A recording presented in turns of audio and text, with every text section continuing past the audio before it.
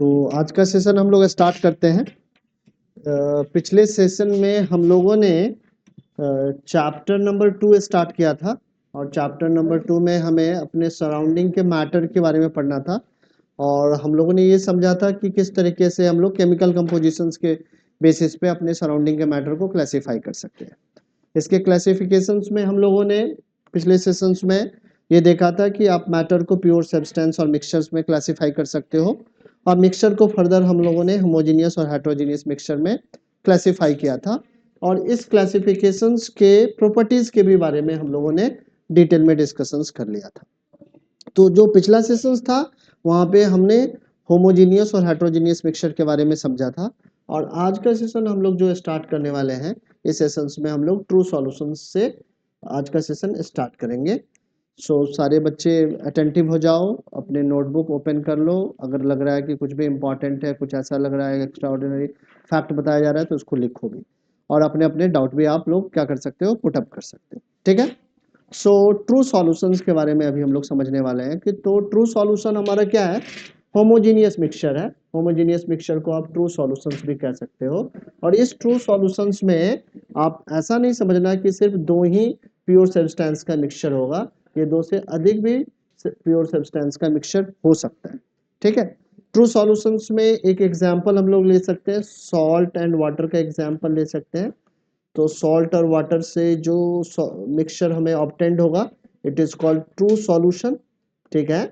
और यहाँ पे सॉल्ट और वाटर का कंपोजिशन क्या होगा, through out the mixture uniform रहता है और इस कारण से इस मिक्सचर को हम लोग ट्रू सॉल्यूशंस भी कह सकते हैं या होमोजेनियस मिक्सचर भी कह सकते हैं। अब इस सॉल्ट और वाटर के मिक्सचर में हम लोग चाहें तो शुगर भी ऐड कर सकते हैं। So now you can say that mixture is containing the three pure kind of substance. So a true solution is a homogeneous mixture of two or more substances. So यहाँ पे दो substance का भी mixture हो सकता है या दो से अधिक substance के uniform mixture को आप true solution कह सकते हो। अब किसी भी ट्रू सॉल्यूशंस में देखें तो दो कंपोनेंट होंगे, एक कंपोनेंट को बोला जाता है सॉल्वेंट और दूसरे कंपोनेंट को बोलते हैं सॉल्यूट।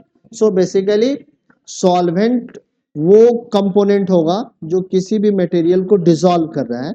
जैसे कि अगर हम लोग सॉल्ट और वाटर का एग्जांपल लेंगे तो यहाँ पे वाटर क्या है, हमारा सॉल्वेंट है।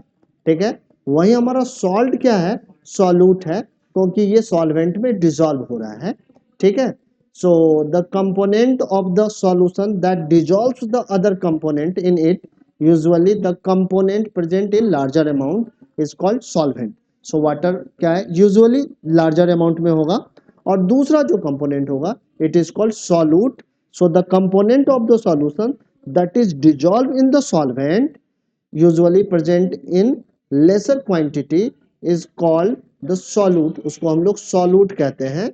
तो अगर हम लोग वाटर और सॉल्ट के सॉल्यूशंस को एग्जांपल में यहाँ पे लें तो हमारा जो ये वाटर कंपोनेंट है ये सॉल्वेंट है और सॉल्ट क्या है, सॉल्यूट है, क्योंकि सॉल्यूट क्या हो रहा है, सॉल्वेंट में डिसॉल्व हो रहा है और जो हमारा वाटर कंपोनेंट है ये सॉल्यूट को क्या कर रहा है, डिसॉल्व कर रहा है और डिसॉल्व करने वाले कंपोनेंट को हम लोग सॉल्वेंट कहेंगे।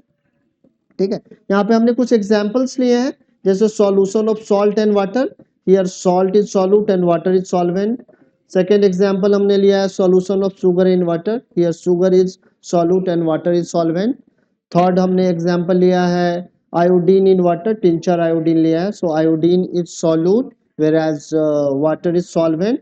सोडा वाटर में soda is solute and water is solvent. तो इस तरीके से जो मटेरियल किसी दूसरे मटेरियल को डिसॉल्व कर रहा है वो मटेरियल हमारा सॉल्वेंट कहलाएगा और जो मटेरियल डिसॉल्व हो रहा है उस मटेरियल को हम लोग सॉल्यूट कहेंगे।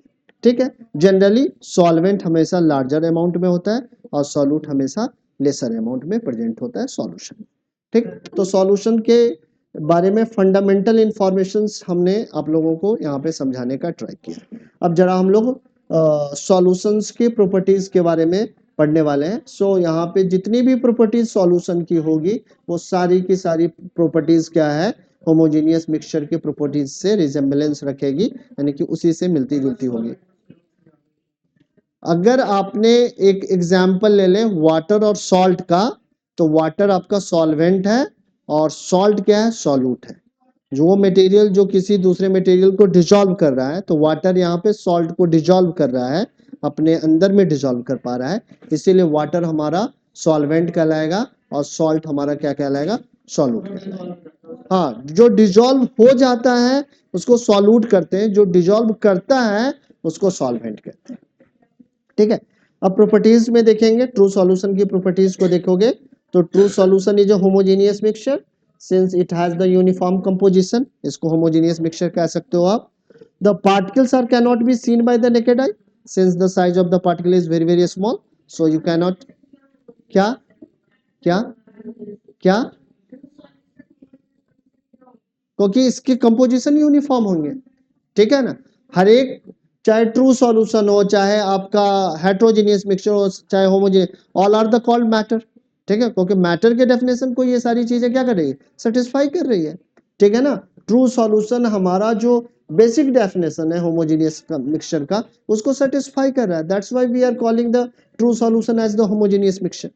ठीक है, so true solution is a homogeneous mixture.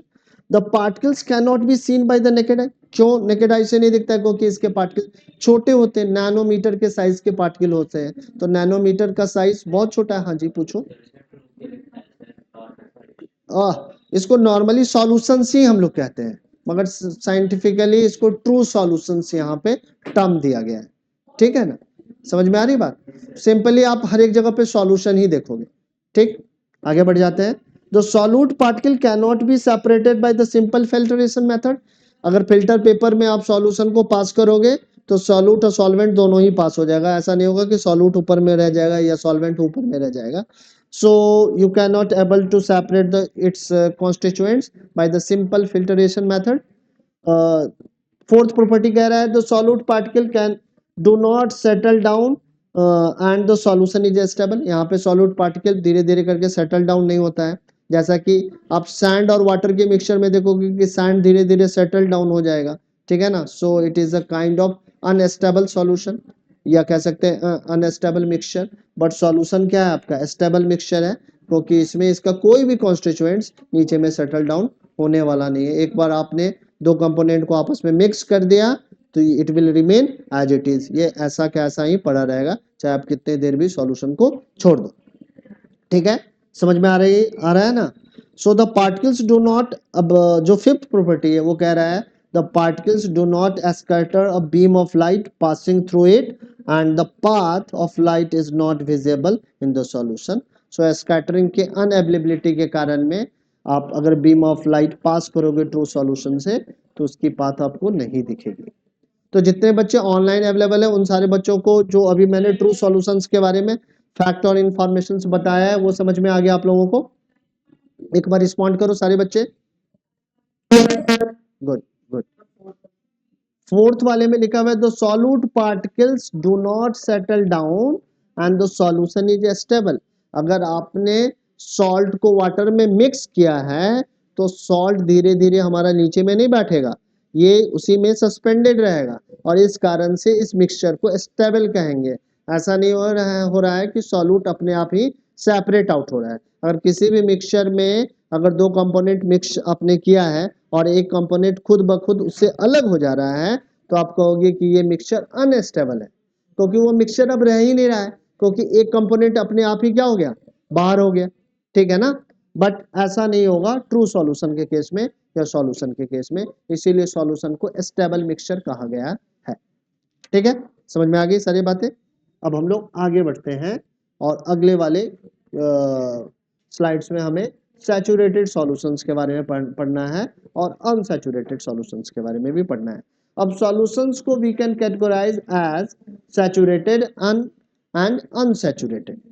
कब किस सॉल्यूशन को हम लोग सैचुरेटेड कहेंगे और कब इसको अनसैचुरेटेड कहेंगे, इसको एक एग्जांपल से समझते हैं।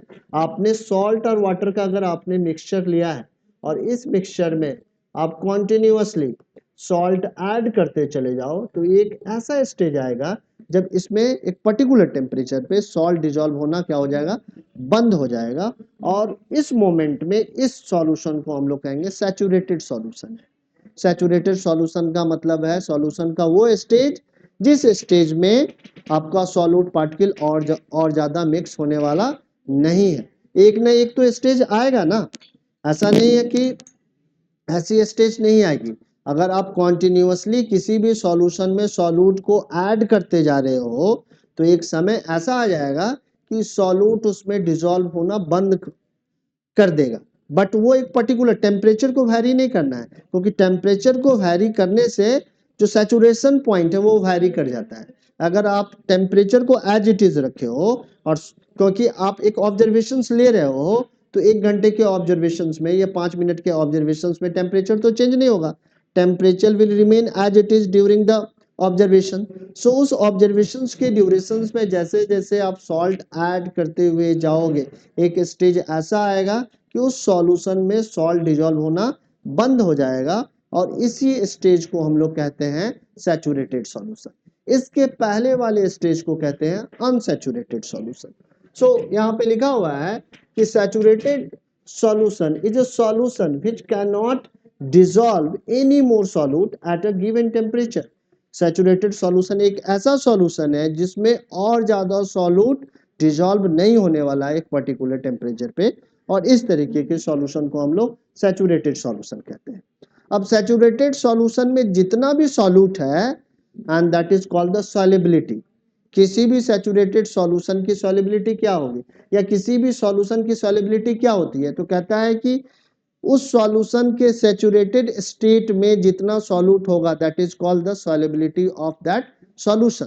सो solubility of a substance is the amount of solute present in A saturated solution of the substance. या सब्सटेंस की जगह पे आप सॉल्यूशन भी लिख सकते हो। Solubility of A solution is the amount of solute present in the saturated solution. Saturated solution में जितना अमाउंट सॉल्यूट का होगा that is called the solubility. But solubility can be increase by increasing the temperature. Temperature को increase करके आप solubility को क्या कर सकते हो, बढ़ा सकते हो। मान लो कि आप 100 ml वाटर लिया और 100 ml वाटर में आप 50 ग्राम ऑफ सॉल्ट या 90 ग्राम ऑफ सॉल्ट डिजॉल्व कर पा रहे हो, इससे ज्यादा नहीं डिजॉल्व कर पा रहे हो, तो 90 ग्राम इन पर 100 ml is the solubility of that solution. But अगर टेम्परेचर इंक्रीज करोगे तो हो सकता है 90 के बाद थोड़ा सा 1 स्पून और भी उसमें ऐड कर सकते हो। ठीक है ना। देखो एक एक्टिविटी करके देखना, इससे सॉल्युबिलिटी के बारे में भी पता चलेगा और किसी भी सॉल्यूशन के सैचुरेशन के भी बारे में पता चलेगा। आप क्या करना, रूम टेम्परेचर पे सॉल्ट को मिक्स करना या शुगर को मिक्स करना। ठीक है, देखोगे कि और मिक्स करते चले जाना कॉन्टिन्यूअसली, स्टीर करना मिक्स करना, स्टीर करना मिक्स करना, और तब तक मिक्स करते रहना जब तक उसमें सॉल्ट या शुगर डिजॉल्व होता रहेगा। बट एक स्टेज ऐसा है जब सॉल्ट और शुगर नहीं डिजॉल्व हो तो उस समय आप सॉल्ट और शुगर को डिजॉल्व करना बंद कर देना। वो सॉल्यूशन अब सैचुरेटेड है, अब उसको गर्म करना, थोड़ा सा सॉल्यूशन को क्या करना, गर्म करना, और फिर से 1 चम्मच और चीनी डाल के उसमें या सॉल्ट डाल के डिजॉल्व करने का ट्राई करना। आप देखोगे कि टेम्परेचर बढ़ने से उसकी सॉल्युबिलिटी बढ़ गई होगी, यानी कि उसमें और ज्यादा सॉल्यूट डिजॉल्व हो रहा होगा। बट वहीं उसी आप सॉल्यूशन को लेके फ्रिज में डाल देना, धीरे धीरे टेम्परेचर कम होगा, देखोगे कि आपका जो सॉल्यूट डिजॉल्व हुआ था वो अनडिजॉल्व होकर ऊपर में आ जाएगा, यानी कि प्रेसिपिटेट हो जाएगा, या कह सकते हैं कि ऊपर में सेटल्ड हो जाएगा। ठीक है, समझ में आ रहा है, समझ में आ रही है ये बात, आ रही है, क्योंकि आपने टेम्परेचर कम किया तो उसका सैचुरेशन क्या हो गया, कम हो गया, यानी कि सॉल्युबिलिटी कम हो गई, डिक्रीज कर गई, और जो हमारा डिजॉल्व सॉल्ट था वो क्या हो गया, फिर से दिखने लगा। ठीक है, यानी कि उतना अमाउंट अब क्या है, एक्सेस है। समझ में आ रहा है या नहीं आ रहा है, ठीक है ना। सो सैचुरेटेड सॉल्यूशन के बारे में समझ में आ गया होगा। अनसैचुरेटेड सॉल्यूशन क्या है, unsaturated solution is a solution which can dissolve some more of the solute at a given temperature। अगर किसी सॉल्यूशन में और भी ज्यादा सॉल्यूट आप डिजॉल्व कर सकते हो तो उस तरीके के सॉल्यूशन को हम लोग अनसैचुरेटेड कहेंगे। समझ में आ रही है बातें, बहुत सिंपल सिंपल सा फैक्ट्स है, इसको 1-2 बार रिवाइज करोगे, 1-2 बार वीडियो लेक्चर्स को देख लो, यही लेक्चर्स हम लोग रिकॉर्ड करके भी डाल रहे हैं, तो उसको देख लो तो यही सारी क्लास फिर से एक बार सुन लोगे तो मुझे नहीं लगता है कि दिक्कत आने वाली है। अगर फिर भी दिक्कत आ रही है तो मैं आपके लिए प्रेजेंट हूँ, यहाँ पे आओ, फिर से अपनी क्वेरी पुटअप कर लो। ठीक है, समझ में आया। तो सारे बच्चों को सैचुरेशन सॉल्यूशन समझ में आ गया, अनसैचुरेटेड सॉल्यूशन समझ में आ गया होगा। अभी यहाँ पे एक एक्टिविटी है, एक्टिविटी के थ्रू सैचुरेटेड सॉल्यूशन के बारे में समझाने का यहाँ पर ट्राई किया गया है। एक्टिविटी के थ्रू गो थ्रू चलते हैं और जरा फिर से इस कॉन्सेप्ट को रिकॉल करते हैं। क्या कह रहे हैं? Take the 50 ml of water in 2 beaker, add the salt in 1 beaker with the continuous stirring till no more salt dissolve in it. Similarly, add the sugar in the other beaker with the continuous stirring till no more sugar dissolves in it. We get the saturated solution of the salt and sugar. If the mixture are heated, it dissolves some more of the solute. The solubility of the different substances are different. अलग अलग substance की solubility भी क्या होगी? अलग अलग होगी। अगर 100 ml पानी में मान लो कि आपने 10 चम्मच शुगर मिलाया है और सैचुरेट हो रहा है, तो हो सकता है कि उसमें सॉल्ट 12 चम्मच मिल जाए, इसकी पॉसिबिलिटीज है। But the solubility of the substance varies with the temperature. अलग अलग टेम्परेचर पे अलग अलग अमाउंट सॉल्यूट आप डिजोल्व कर सकते हो। ठीक है, तो यहाँ तक हम लोगों ने सैचुरेशन सॉल्यूशन के बारे में और अनसैचुरेटेड सॉल्यूशन के बारे में समझा, साथ में एक टर्म सॉलिबिलिटी के बारे में भी समझा है, और सॉलिबिलिटी किस तरीके से टेम्परेचर पे डिपेंड करती है इसके बारे में भी समझने का ट्राई किया है इस वाली स्लाइड्स में। तो आगे बढ़े अगले स्लाइड्स पे। अब अगली स्लाइड्स जो है कंसंट्रेशन ऑफ सॉल्यूशंस के बारे में बात करती है कि किस तरीके से हम लोग ये बता सकते हैं कि किसी भी सॉल्यूशन का कंसंट्रेशन क्या है, या what is the meaning of concentration of solution. So concentration of a solution is the amount of solute present in the given amount of solvent or solution is called concentration of solution. concentration of solution किसी का अगर ज्यादा है तो उसमें solute क्या होगा? ज्यादा होगा, और वो डाइल्यूटेड सॉल्यूशन है तो वहां पे सॉल्यूट क्या होगा? कम होगा, और सॉल्वेंट बहुत ज्यादा होगा। ठीक है, सो कंसंट्रेशन ऑफ सॉल्यूशंस कैसे निकाल सकते हो? तो इसका मैथमेटिकल एक्सप्रेशन है concentration of solution is equal to amount of solute upon amount of solvent.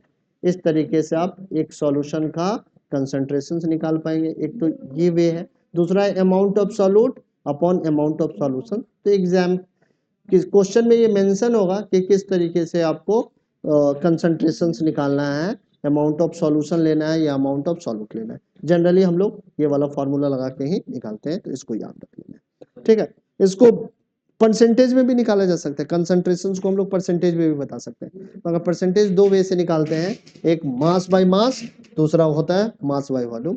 Mass by mass में हम लोग परसेंटेज निकालेंगे mass of solute upon mass of solution into 100, और मास बाय वॉल्यूम में क्या होगा? Mass of solute upon mass volume of solution into 100। तो इस तरीके से किसी भी सॉल्यूशन में कितना परसेंटेज ऑफ सॉल्यूट है ये आप बता पाओगे, और यही कंसंट्रेशन का भी मीनिंग है। ठीक है, आगे बढ़े।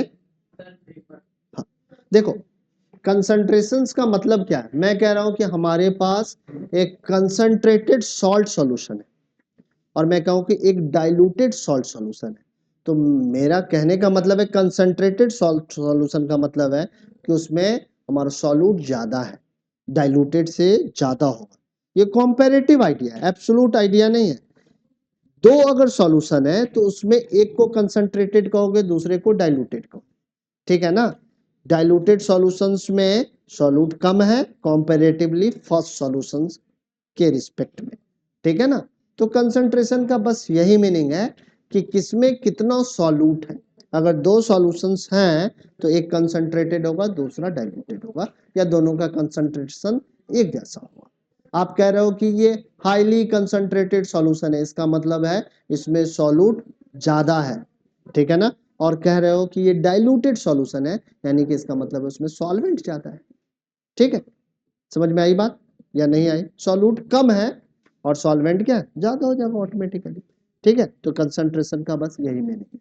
अगर आप कहीं पे देखते हो कि कंसंट्रेटेड एसिड लिखा हुआ है तो उसमें समझ लो कि एसिड बहुत बहुत ज्यादा है।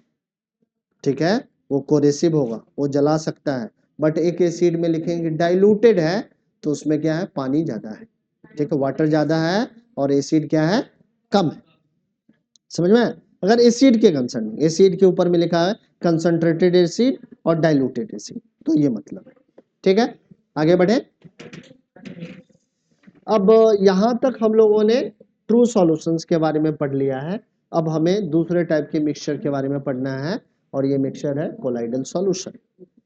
ठीक है, क्या अभी लिखना नहीं, अभी पढ़ना है, फिर आधे घंटे हम लोग पढ़ेंगे, फिर धीरे धीरे करके लिखेंगे, ठीक है।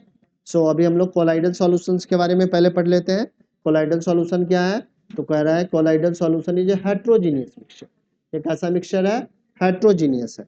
हेट्रोजीनियस का मतलब क्या है? इसका कंपोजिशन यूनिफॉर्म नहीं होगा थ्रू आउट द मिक्सचर, ठीक है। Of the two and more substances the component of colloidal solutions are dispersed phase and disperse medium. इसमें भी दो कंपोनेंट है। जिस तरीके से सॉल्यूशन में सॉल्वेंट और सॉल्यूट था, उसी तरीके से यहाँ पे डिस्पर्स फेज है, डिस्पर्स्ड फेज है एंड डिस्पर्सन मीडियम है। अब इन दोनों के बारे में समझते हैं।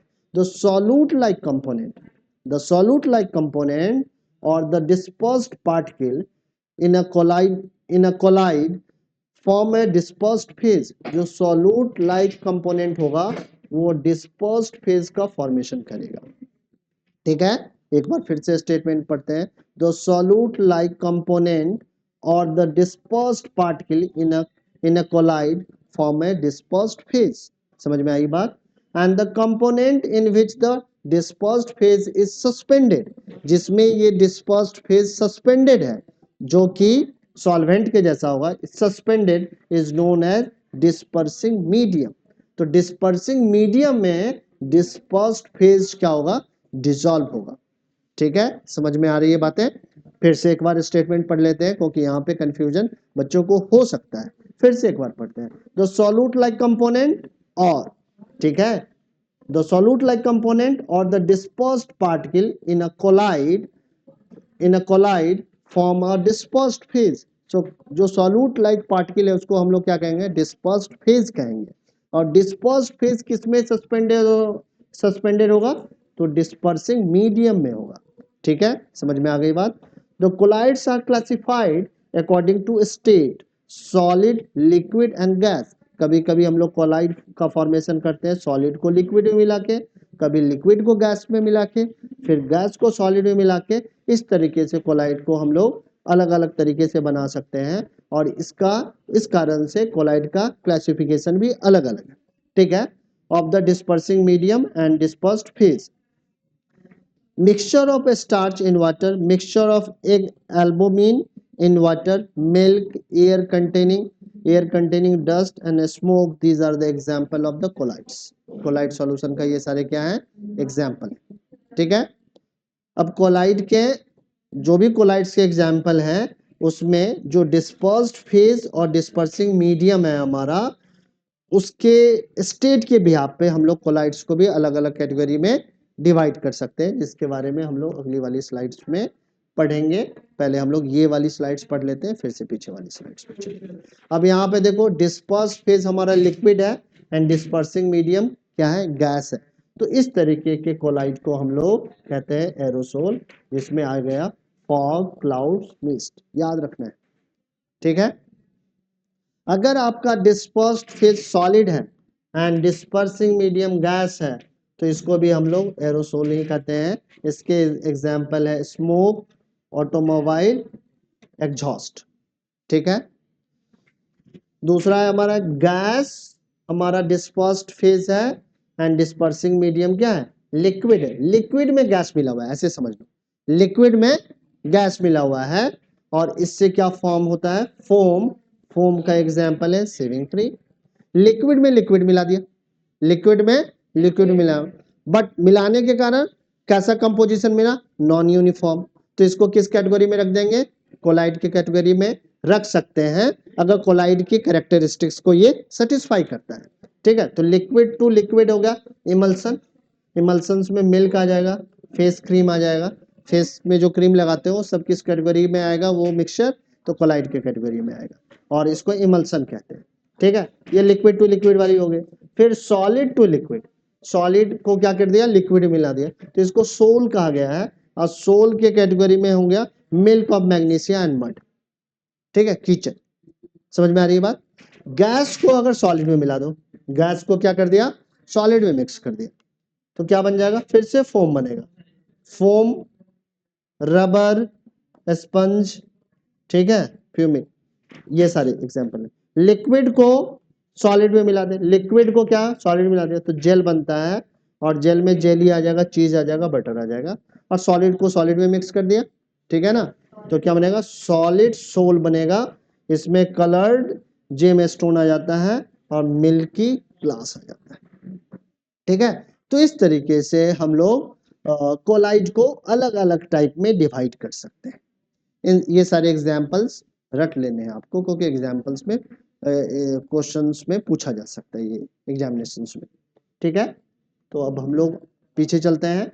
तो अभी इस वाली स्लाइड्स में हमने कोलाइडल सॉल्यूशन के बारे में समझा, और यहाँ पे हम लोग कोलाइडल सॉल्यूशंस के प्रॉपर्टीज के बारे में पढ़ने वाले हैं। अब कोलाइडल सॉल्यूशन की कुछ प्रॉपर्टीज होमोजीनियस मिक्सचर से मिलेगी और कुछ प्रॉपर्टीज हेट्रोजीनियस से मिलेगी। ऐसा नहीं कि ये प्योरली हेट्रोजीनियस भी नहीं है और ये प्योरली होमोजीनियस भी नहीं है। तो कुछ प्रॉपर्टीज की हेट्रोजीनियस यानी कि मिक्सचर से मिलती है और कुछ प्रॉपर्टी हमारी होमोजीनियस मिक्सचर से मिलती है, ठीक है। So colloidal solution is a heterogeneous mixture, पहली बात। दूसरा क्या है, the particles can not be seen by the naked eye, इसके पार्टिकल भी नेकेड आई से सीन नहीं होते हैं, ठीक है। ये होमोजीनियस की कैरेक्टरिस्टिक्स है।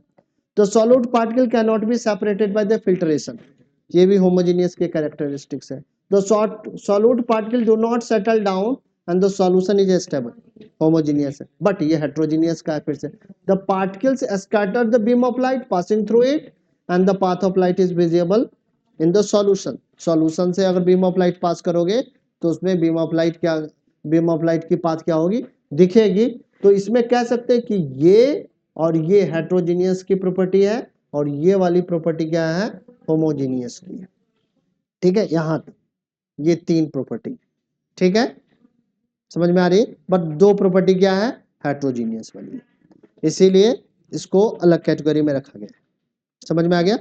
बट इसको हेट्रोजीनियस मिक्सचर ही कहेंगे, इसको कभी भी हम लोग होमोजीनियस की कैटेगरी में नहीं रख सकते, ठीक है। आगे बढ़ते हैं और अगली वाली स्लाइड्स में हम लोग सस्पेंशन के बारे में पढ़ने वाले हैं। और सस्पेंशन हमारा प्योरली हेट्रोजीनियस मिक्सचर है, यानी कि हेट्रोजीनियस मिक्सचर की जितनी भी प्रॉपर्टी होगी वो इसके साथ क्या कर जाएगी, मैच कर जाएगी या वैसे ही होगी। A suspension is a heterogeneous mixture of two and more substances, solution of sand in water, solution of chalk powder in water. These are the suspension. ठीक है। Properties of suspension. Suspension is a heterogeneous mixture. The particles can be seen by the naked eye. The solute particle can be separated by the filtration method. The solute particles settle down and the solution is unstable. The particle scatter a beam of light passing through it and the path of light is visible in the solution. So all the properties of suspension are similar to the property of heterogeneous mixture. Fifth वाले property में कह रहा है कि जो हमारा suspension है इसमें जो पार्टिकल अवेलेबल है, ठीक है ना, वो पार्टिकल लाइट के बीम को स्कैटर कर देंगे और स्कैटरिंग के कारण जो अगर पास करोगे बीम अगर लाइट की तो वो मिक्सचर में आपको दिखेगा, और इसी फैक्ट को बता रहा है यहाँ पे। समझ में आ गई बातें। तो अभी तक हम लोगों ने आज की क्लास में क्या क्या कवर किया। तो सबसे पहले हम लोगों ने ट्रू सॉल्यूशंस के बारे में डिस्कशंस किया, ट्रू सॉल्यूशन की प्रॉपर्टीज पढ़ी, टाइप ऑफ ट्रू सॉल्यूशंस पढ़ा, जहाँ पे हमने सैचुरेटेड अनसैचुरेटेड सॉल्यूशंस के बारे में डिटेल में डिस्कशंस किया। वहीं पर हम लोगों ने सॉल्युबिलिटी के बारे में पढ़ा। इसके बाद हम लोगों ने कंसंट्रेशंस ऑफ सॉल्यूशंस के बारे में पढ़ा, और फिर हम लोगों ने कोलाइडल सॉल्यूशंस के बारे में पढ़ा। वहाँ पे डिस्पर्स फेज के बारे में पढ़ा, डिस्पर्सिंग मीडियम के बारे में पढ़ा, उसके टाइप के बारे में डिस्कशंस किया, और सबसे लास्ट में हम लोगों ने सस्पेंशन के बारे में पढ़ा है। तो आज के सेशंस में हम लोगों ने इतना थ्योरेटिकल कॉन्सेप्ट कवर किया है। तो अब आप लोग क्या करेंगे कि जितने भी नोट्स है उसको आप लोग लिखो, और लिखने के ड्यूरेशंस में अगर फिर भी कोई भी दिक्कत आ रही है तो फिर से पूछ सकते हो, ठीक है। तो आज के सेशन में हम लोग इतना ही रहने देते हैं।